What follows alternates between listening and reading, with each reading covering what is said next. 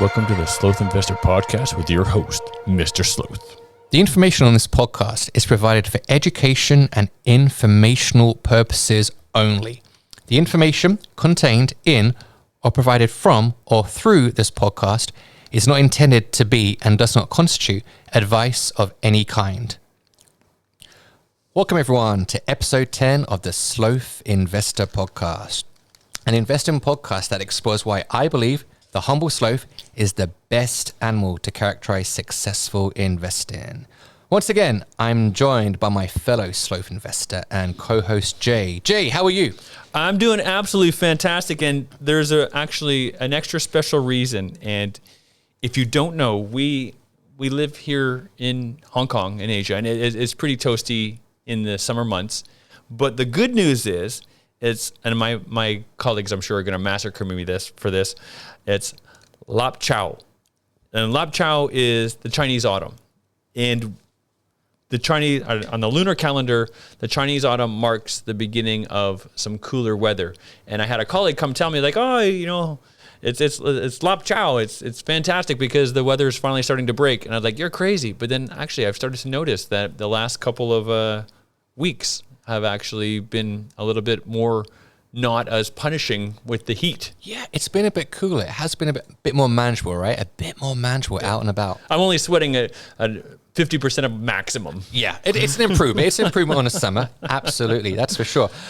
All right, so Jay, you know, this week I'm keen to begin something that I refer to as the Sloth Investor Hall of Fame. So on several occasions during this podcast series so far, I've mentioned that the Sloth Investor is a compound creation of everything that I have learned about investing. And this includes a number of key individuals. Okay, so therefore, from time to time, the plan is for us to dive deeper into these individuals to truly understand what it is about these people that makes them worthy of a place in the Sloth Investor Hall of Fame. And in particular, the bedrock principles of the Sloth Investor that they appeared to possess. Now, our regular listeners of this podcast will know that quite often you throw out some great references to world cinema. And today's episode in our Sloth Investor Hall of Fame, might it be fair to liken this particular person you're going to speak about to have him having a godfather-like influence on you as an investor? Would that be fair? That is true. And right now, as you uttered those words, I'm beginning to hear the Godfather theme tune in the back of my mind already. I mean, is it going to run through the entire podcast? I don't know, but I just, one of my favorite movies of all time. I love that movie. But that's right, Jay. You know, it really is right. And you're indeed true because it is so true. This person has had such an amazing influence on my investing philosophy and on the world of investing, all right? But first of all, let me begin by talking about an observation that I made while recently walking with my family, okay? So my son and I recently spoke about a particular tree that we both admire and that we often walk past in our hometown here in Hong Kong. Just last weekend, we stood right next to this tree and spoke for a little while about it. You know, we just had a bit of father and son time, a bit of mutual bonding, and I crouched down to his height and we spoke a little bit about this tree. And when I returned home and I reflected on the discussion that I had with my son, I couldn't help but immediately make a connection to the individual that we discuss in today's episode. So let me explain a little bit more. So Jay and I, we're based in Southeast Asia, in Hong Kong to be precise. And if you're out and about in this region of the world, you may notice a rather majestic tree known as the banyan tree. Jay, are you familiar with the banyan tree? Well, the word you use is majestic, and I thought it is absolutely, when you see it, you know it because it stands out. It stands front and center. But I have to say, I think I can anticipate where you're going with what you're going to say next because the banyan tree absolutely stands out. Tell us a little bit more why. Yeah, I mean, banyan trees have long aerial roots that grow down from the branches into the ground.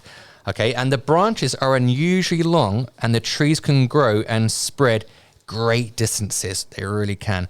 Banyan trees are pretty awe-inspiring, and in my opinion, they are just so majestic and magisterial. They can spread laterally for such long distances. And in fact, they're the world's biggest trees in terms of the area that they cover.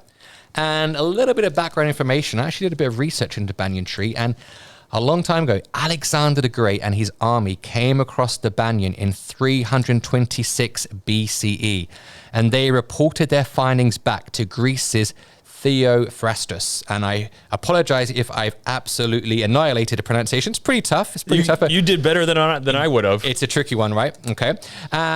And Theophrastus was also known as the founder of modern botany. Okay. And this information is reportedly what led 17th century English poet John Milton to write that Adam and Eve made their first clothes out of banyan leaves in the book Paradise Lost. Okay, so he referred to this in his book, an absolute classic, Paradise Lost. All right, so at this point, Jay, I think listeners might be wondering whether they've mistakenly tuned into a podcast about trees. And I'm wondering where you're going with this. I mean, what connection are you going to make here? where is this going? I mean, this is episode 10 of the Sloth Investor podcast. Where is this going? Well, stick with me. I meant no pun intended. Stick with me. Nicely played. Thank you very much. Because in today's episode, I'd like to draw an analogy between the banyan tree and the enormous influence of our inaugural entrant into the Sloth Investor Hall of Fame. All right, so just as the banyan tree exerts a far-reaching impact on natural landscapes, the influence of this individual that we discuss in today's episode extends incredibly far and wide. In fact, this is what Tom Gardner, co-founder of the Motley Fool, has to say on this individual. Begin quote. I don't think that there is anyone in finance that has either had as big of an impact or as beneficial an impact on the world in history than the work that he's done. End quote. The $1 million question is, you're going to get to eventually who the he is, right? Yeah. You're going to tell us who he is. Absolutely, absolutely. And this quote is taken from an interview that Tom Gardner did with this person several years ago, okay? And knowing what I know about this individual, I wouldn't disagree with Tom Gardner. In fact, let's just say that I was tasked with sculpting the equivalent of my own invest in Mount Rushmore, a monument to honor significant giants of the investing world, then my first pick would undoubtedly be this individual, all right? And the wait is over. This individual is, of course, John C. Bogle, often referred to as Jack Bogle. And Jay, we've mentioned Jack Bogle on several occasions during the podcast, haven't we? Yeah, and you know what? He's been actually, what he has come up with, and I know you're going to get more to it in the podcast, but what he developed and what his framework is instrumental to, I think, a newbie, basic, simple investor like myself. It's made a huge change to making investment accessible to me. Absolutely. He really has such a profound influence. So a little bit of background on Jack Bogle now, okay? So he was born John C. Bogle on May 8th, 1929, and he passed away on January the 26th, 2019, okay? So Not that long ago. Not long ago, a little over 2.5 years ago, that's right. And numerous books have now been written about index investing and why this style of investing is the very best for the average Joe or Jolene on the street. And the person responsible for creating the world's first index fund, yep, you guessed it, John C. Bogle, okay, Jack Bogle. So Bogle's decision to create the world's first index fund in 1976 and the influence that it continues to exert today on the world of investing should not be underestimated. All right. And although we've discussed index funds in previous episodes, and particularly in the last episode, let me explain once again what an index fund is. All right. So an index fund tracks the stock market in a passive way by buying a small amount of everything. Bogle himself put it best when he stated, "Don't look for the needle in a haystack, buy the haystack." Okay, so therefore, instead of trying to outdo the return of the stock market by investing in individual companies or individual market sectors, index funds provide investors with a hands-off, inactive, catch-all approach to investing. Okay, so the beauty of an index fund is that it enables individuals to invest their money in a low-cost way while achieving magnificent results. And you know what I love about the index fund is it's simple. It's almost mindless. I don't have to think about it. Yeah. So part of my investment strategy is using an index fund or an ETF. Yeah. And I don't have to think about it. Just every month I plop down a certain amount of my investment money into an index fund, and I don't have to think about it. I don't have to look at the background details or investigate anything like PE ratios. I just put it in, and I love the simplicity, which is one of the Sloth Investor bedrock principles. Yeah. I love the simplicity of it. Absolutely. It's so true. And I was talking to someone about Bruce Lee the other day. And of course, we're in Hong Kong, and there's such an affinity for Bruce Lee in Hong Kong. And I read a book a few years ago when I arrived in Hong Kong about Bruce Lee, and the hours and hours of practice he had to go through in order to become such a master at his craft, okay? The activity, the endless activity, hours and hours of activity, okay? And this is what I think is fascinating about investing, and particularly investing in index funds, okay?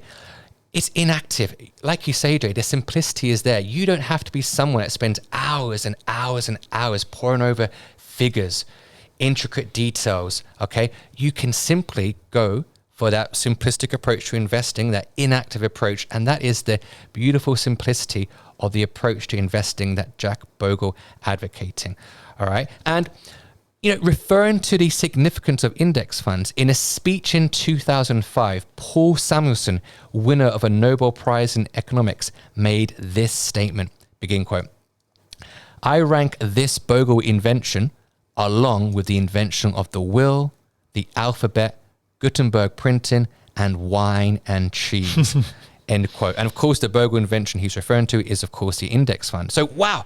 An invention to compare with such things as the will and the alphabet, wine and cheese. Wow, high praise indeed. Jay, what are your thoughts on Bogle's influence? You know what? And I first heard about an index fund or an ETF in a podcast maybe about 4 or 5 years ago. And until that time, maybe about 6 years ago. And my friend, our good friend Steve in Japan now, had put me onto this podcast. You got to listen to this. And what the podcast is, it broke down the numbers. I was at that time investing in one of those sort of snake in a suit investment schemes where I was locked in for 20 years. I was paying these high fees. And this podcast I had listened to was transformative, that Steve had given to me and said, you got to check this out. And it talked about how using an ETF or an index fund, you were going to actually do very, very well. And you didn't have to worry about looking at particular companies or particular sectors. It just was a one catch-all for your investments. And I guess I almost liken him to the Thomas Edison of investing. It's simplistic, yet so intelligent. Yeah, I love that. I love that.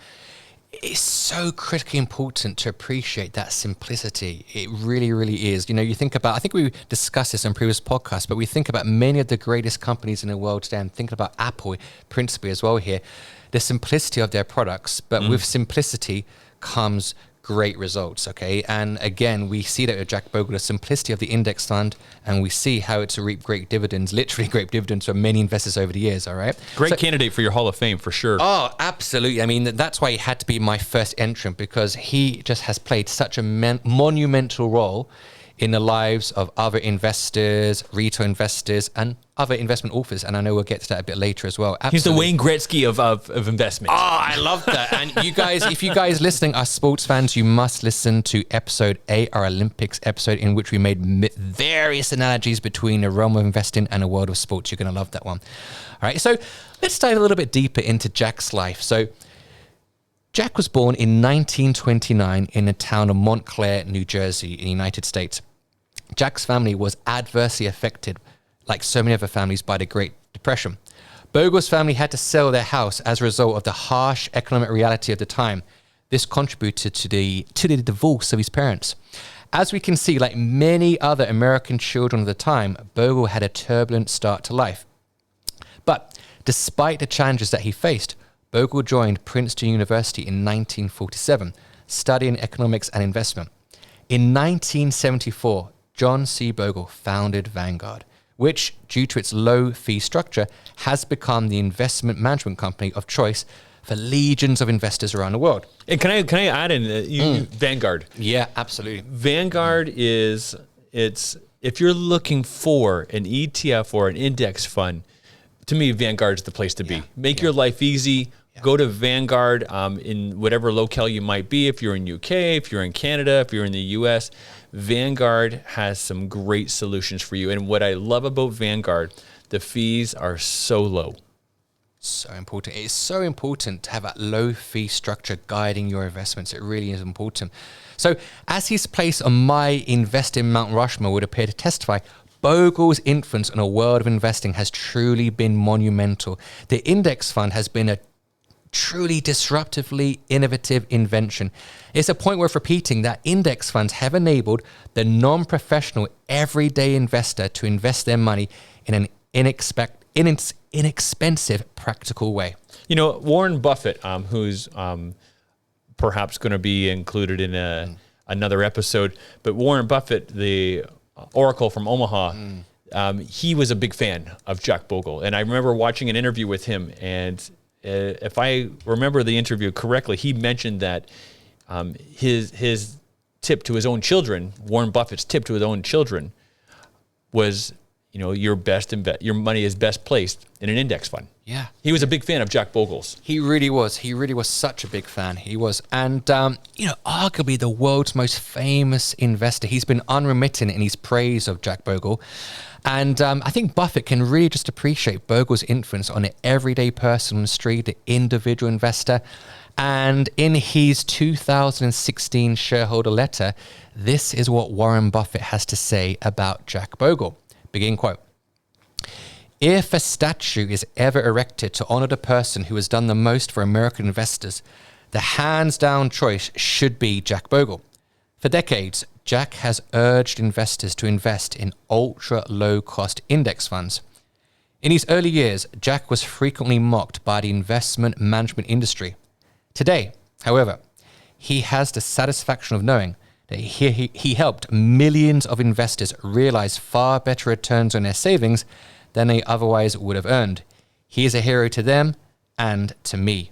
That's incredible praise from one of the world's top investment gurus. I mean, if you get praise like that from Warren Buffett of all people, you know you've done something right in your life, okay? And I think that's an understatement. It's incredible, you know? And though he may be an investing maestro, Buffett is no spring chicken, of course, you know? And I guess he's humbly aware of that. So in the event of his passing, what plans does he have for the cash that he leaves behind? What are the instructions that he has given to the trustees of his impressive cash haul?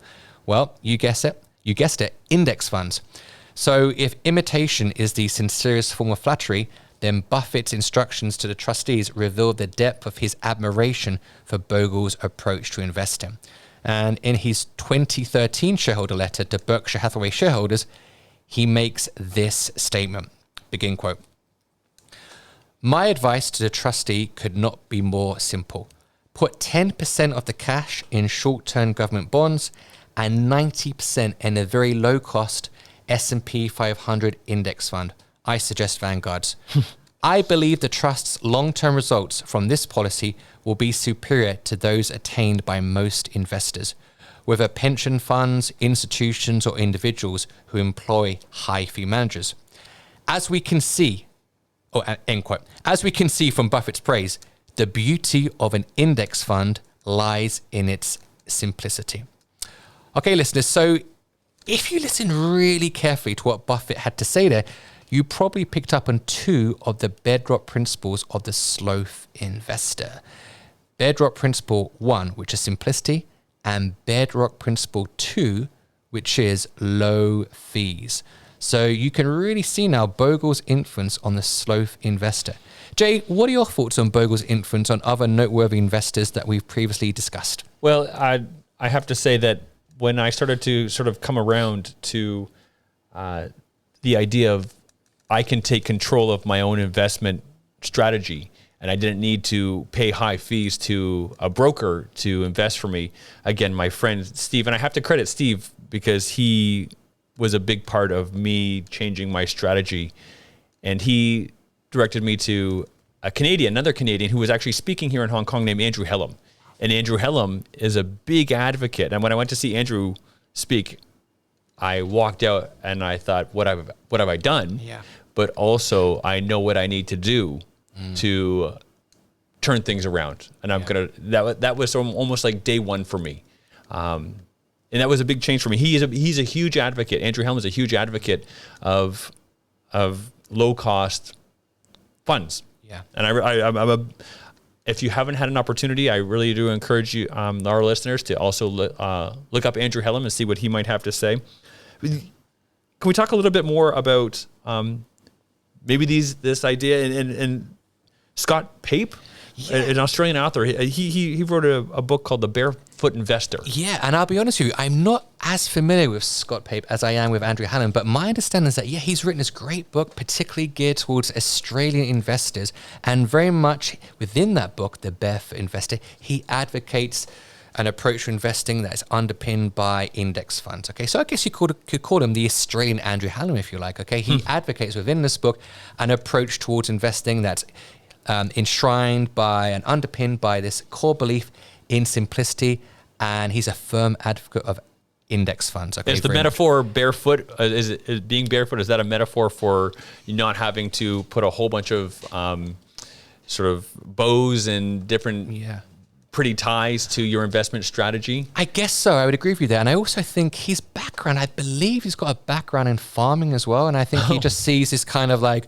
less is more, simplistic approach. Back to basics. Back to basics. Yeah, that's my understanding. But very much Andrew Hallam and Scott Pape, firm advocates, firm disciples, if you like, of Bogle's approach to investing, that key principle, that key belief in making investing simple and enshrined by index funds. Tell me a little bit, you got a little bit more, tell me, let's go back to sort of our ancient Greece sort of analogies. Yeah, we've got a bit of an ancient Greece theme going on in today's episode, okay? Sometimes we really, drill down into movie quotes, movie references, but today a bit of an ancient Greece theme going on, okay? So I was reading quite a bit about ancient Greece this summer, and listeners may remember that earlier on I referred to ancient Greece's Theophrastus. And why do I do this to myself, Jay? Again, I've got to pronounce that. It's a really tricky. Listeners, if I'm really, really butchering that pronunciation, please let me know, but I'm trying my best shot. But I think I'm doing okay. Be gentle. Be gentle for myself, And he was known as a founder of modern botany. All right. So I'd like to talk a little bit now about Greek fire, an ancient pyrotechnic weapon.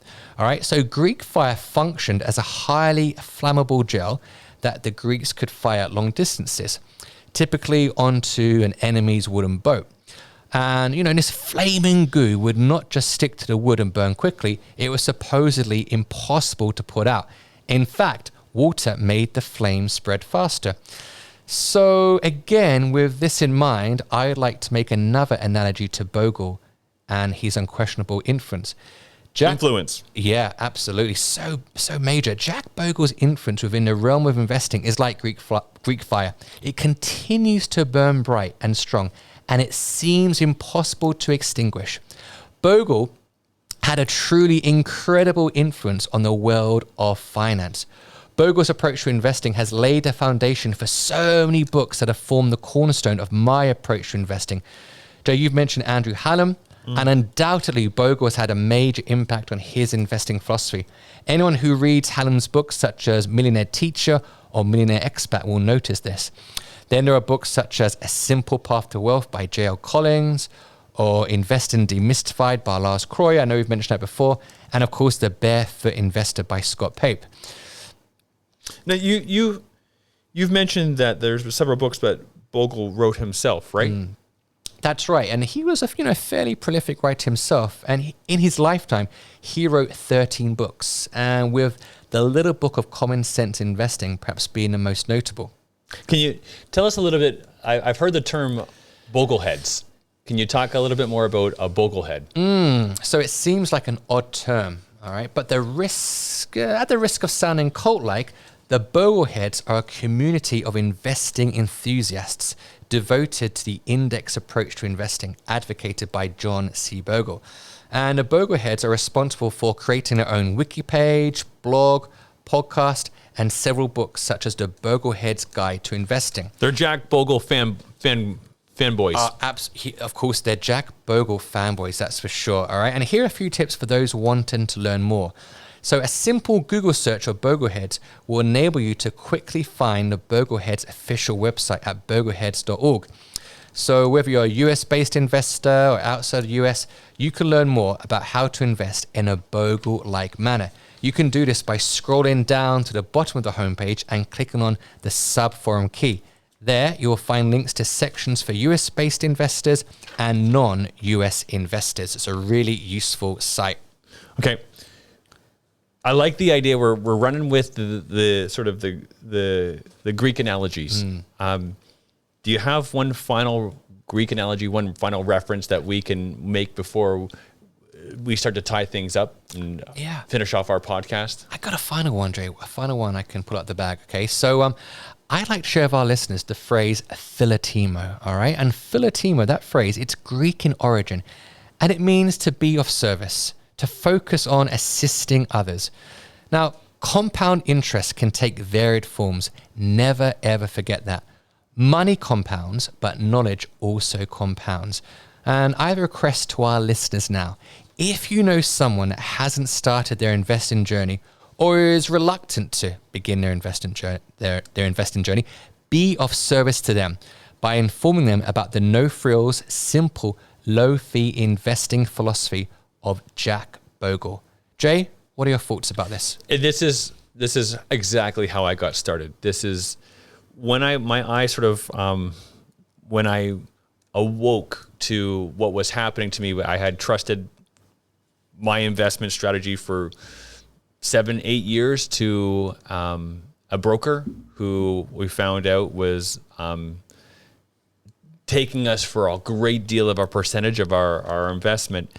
It was my friend Steve, actually, who sort of just gave me tips here and there and just talked to me about it. And as I talked to him through discussions, it made a huge impact to me. And I actually feel a lot more empowered now just through those discussions. And it's led to me meeting and having discussions with people like you and people like Ward and Nathan and all these other great people that have made a big impact on me as an investor. And I really want to focus on that word you just used, empower. I mean, and that's the great thing about investing, okay? The fact that it can empower you, it empowers your family, and a pure act of you, the listener, talking to someone about Jack Bogle, his life, his approach to investing, talking to someone who doesn't invest, or perhaps someone who's taking the first baby steps within the world of investing, inhabit that spirit of philatimo, okay? That Greek phrase. Really, really think about how you can be of service, how you can assist others. It's so important. It really is to empower others. So in closing, I'd like to share a quote from Burton Malkiel. He's the author of A Random Walk Down Wall Street, yet another book that's influenced by the investing philosophy of Jack Bogle.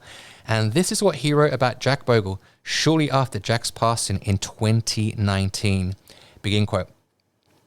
The best example of an American hero was Jack Bogle, whose ideas transformed an industry and who gave generations of investors a way to participate in the growth of the American economy, to save efficiently, and to achieve financial security and a comfortable retirement, end quote.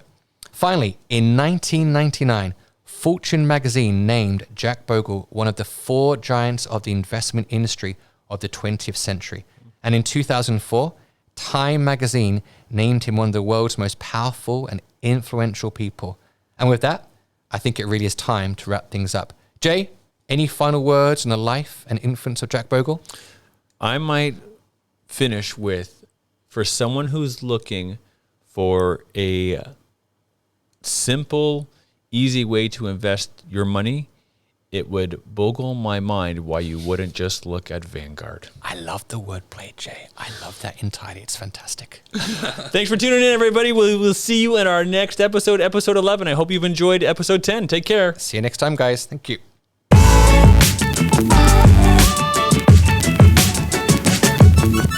For more tips, follow the Sloth Investor on Twitter at @Sloth_Investor.